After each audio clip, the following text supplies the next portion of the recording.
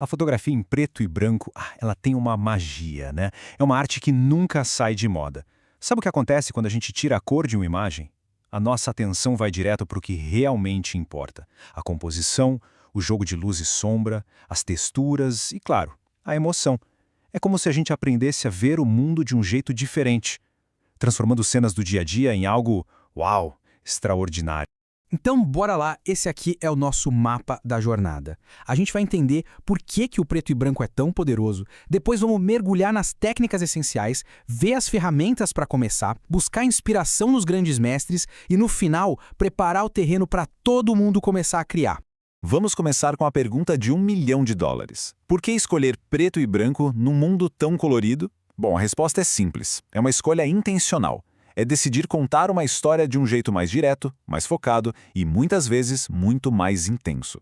Olha só como isso funciona na prática. Ao tirar a cor, a gente força o olhar a se concentrar nos pilares da fotografia, sabe? As formas que desenham a cena, as texturas que a gente quase consegue tocar e toda a história que a luz e a sombra constroem juntas. É um tipo de minimalismo que, na verdade, amplifica a mensagem.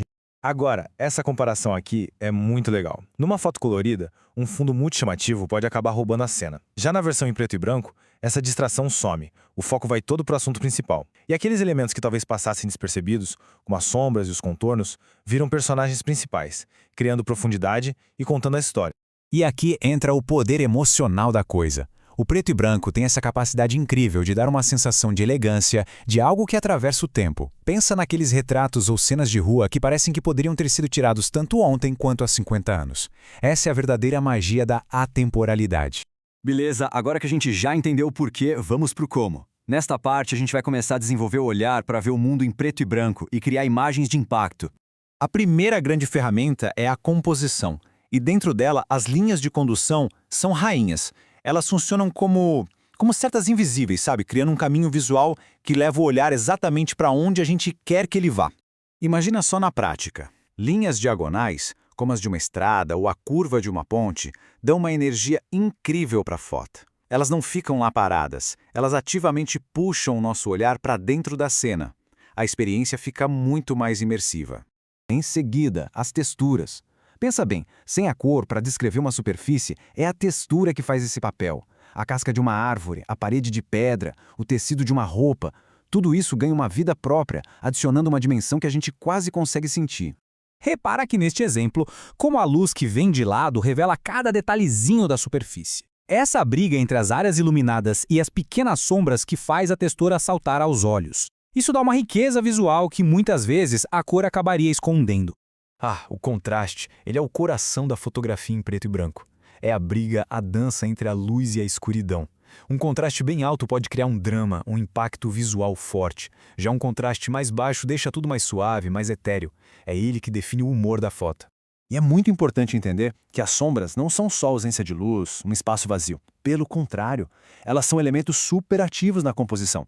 Elas desenham as formas, criam mistério, adicionam volume, elas transformam uma cena 2D em algo que parece ter profundidade de verdade. E atenção, a foto não termina no clique. A captura é só metade do caminho. É na edição, no pós-processamento, que a visão artística se completa. Converter para preto e branco no computador dá um controle absurdo. Ajustar o contraste define o drama. E usar técnicas como Dodge and Burn é como pintar com luz e sombra, guiando o olhar. Certo, vamos falar de equipamento. A boa notícia é que, sim, qualquer câmera pode fazer fotos em preto e branco. Mas não dá para negar que algumas ferramentas ajudam, e muito, a chegar em resultados de alta qualidade com mais facilidade. Para quem quer levar a coisa mais a sério, vale a pena ficar de olho nessas características. Resolução alta é para capturar aquelas texturas fininhas que a gente falou. Alcance dinâmico garante que os detalhes não se percam nem nas sombras mais escuras nem nos brilhos mais fortes. E fotografar em RAW, gente, isso é essencial. Pensa no arquivo RAW como se fosse um negativo digital. Ele guarda toda a informação, o que dá uma liberdade gigantesca na hora de editar. E além da câmera, alguns acessórios são praticamente indispensáveis. Um tripé firme garante nitidez total. Filtros podem ajudar a controlar a luz já na hora da foto, tipo escurecer um céu para ele ficar mais dramático. E como a gente já viu, um bom programa de edição é a ferramenta final para lapidar a imagem. Agora, vamos para uma das partes mais gostosas, buscar inspiração. Uma das melhores formas de aprender é, sem dúvida, estudar o trabalho de quem veio antes da gente e simplesmente dominou essa arte. A gente começa com Ansel Adams, o mestre das paisagens. Esse cara era obcecado por controle técnico. O sistema de zonas dele era um método genial para visualizar a cena em 10 tons de cinza, do preto total ao branco puro, antes mesmo de apertar o botão. Com isso, ele garantia que cada foto tivesse a gama de tons perfeita. O resultado? Imagens com um impacto de cair o queixo. Depois temos Henri Cartier-Bresson, o pai da fotografia de rua. Para ele, a fotografia era sobre capturar o momento decisivo. Sabe aquela fração de segundo em que a geometria da cena e a emoção das pessoas se alinham perfeitamente? Era isso, uma história inteira contada em um único clique. E o trabalho da Dorothea Lange é um exemplo perfeito do poder disso tudo. Ela usou o preto e branco para documentar a Grande Depressão lá nos Estados Unidos. Mas as fotos dela vão muito além de um simples registro. Elas capturam a dignidade, a força das pessoas, com uma empatia que conecta a gente com a imagem de um jeito imediato e muito profundo. Ok, depois de ver a teoria, as técnicas e toda essa inspiração, chegou a hora de colocar o conhecimento em prática. Vamos juntar tudo isso e ver como começar a criar as próprias imagens em preto e branco.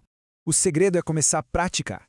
Sair por aí e procurar prédios com linhas fortes, retratos com expressões marcantes, paisagens com texturas interessantes, brincar com a luz do início da manhã e do fim da tarde, não ter medo de editar e, o mais importante, usar a inspiração dos mestres não para copiar, mas para encontrar uma voz própria.